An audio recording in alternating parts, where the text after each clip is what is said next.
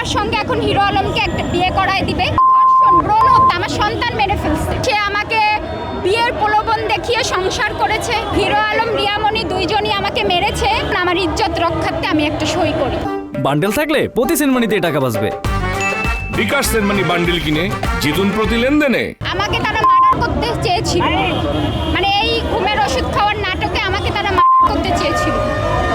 মামলাটা হিরো আলম, রিয়ামণি ওর টিম, কিন্তু আমি হচ্ছে আমার গার্জিয়ানকে ইনফর্ম করে যাই, তো সেটা তারা হচ্ছে করতে পারেনি, সফল হতে পারেনি। এখন তাদের পরবর্তী পদক্ষেপ ছিল যে এই মামলাটা তো মেজর একটা মামলা, তাই আমার সঙ্গে এখন হিরো আলমকে একটা বিয়ে করায় দিবে। দিয়ে পরবর্তীতে ডিভোর্স করায় দিলে তো আর সেই মামলাটা তো হাজব্যান্ড ওয়াইফের মামলা, দেনমোহরের টাকা দিয়ে দিলে শেষ। কিন্তু এটা তো ধর্ষণ, ব্রণ হত্যা, আমার সন্তান মেরে ফেলছে। যেদিন এই ঘটনাটা ঘটে আগের দিন রাতে আমাকে একটা মেসেজ করে যে আমার যদি কিছু হয়ে যায় তুমি রিয়ামণিকে ছাড়বা না। তারপর থেকে তার ফোনে আর আমরা পাই না। তারপরে সারা রাত খোঁজাখুঁজি করার পরে পরের দিন খোঁজ পাই যে সে এরকম ঘুমের ওষুধ খেয়ে সুসাইড করতে গেছে। আর সেটা তো যে ভাইয়ের বাসায় ছিল, ওই জাহিদ ভাই নামে একজন, উনি তো আপনাদের ওখানে বক্তব্য দিয়েছে যে ঘটনাটা আসলে কি। তারপরে ওখান থেকে আমরা নিয়ে চলে আসি যে ঢাকা হসপিটালে ভর্তি করা হবে, কিন্তু আধা ঘন্টার ভিতরে তার হুঁশ চলে আসে। তারা কক্সবাজারে যায়। আসলে মেন হচ্ছে আমাকে হচ্ছে টর্চারিং, মানে আমার মামলাটা উঠানোর জন্য স্টাম্পে একটা সই।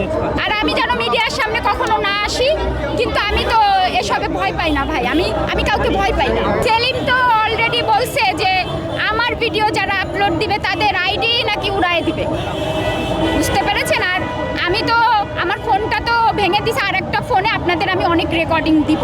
তখন আপনারা হিরো আলম যে একটা ক্রাইম করে, মার্ডার করে, সে অনেক মার্ডারের সাথে যুক্ত আছে, আপনারা ওই অডিওগুলো শুনলে পেয়ে যাবেন। হিরো আলম, রিয়ামণি দুইজনই আমাকে মেরেছে।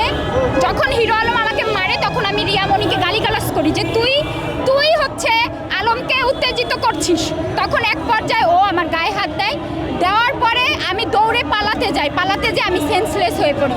তখন রিয়ামণির ওই যে সেলিম আর রিয়ামণির ছোট ভাইয়ের যে রুম থাকে, তখন সেলিম মদ খাওয়া থাকে, আমাকে ওই রুমে নিয়ে বলে যে তোকে আমি মুখে বলতে পারছি না, স্টাম্পে সই দিবি, মামলা তুলে নিবি, ঠিক আছে, আর মিডিয়ার সামনে কোনো সাংবাদিকের সামনে কোনোদিন কোনো কথা বলবি না।